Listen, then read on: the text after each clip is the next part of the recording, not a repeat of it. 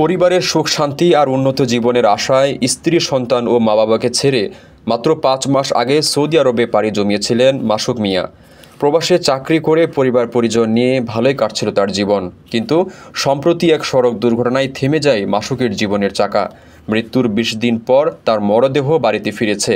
লাশ বাড়িতে পৌঁছার পর স্ত্রী সন্তানসহ আত্মীয় স্বজনের কান্নায় পরিবেশ ভারী হয়ে ওঠে।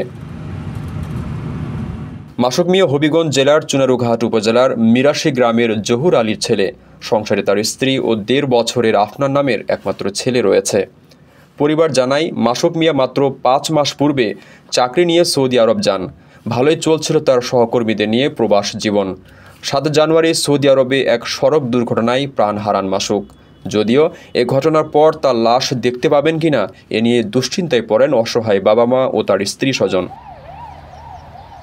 অবশেষে মৃত্যুর ২০ দিন পর প্রবাসী তার সহকর্মী ও সৌদি দূতাবাসের সহযোগিতায় লাশ দেশে পৌঁছায়। দেশের সবচেয়ে কম খরচে এবং সহজে বুকিং করুন প্রবাসীর হেলিকপ্টার।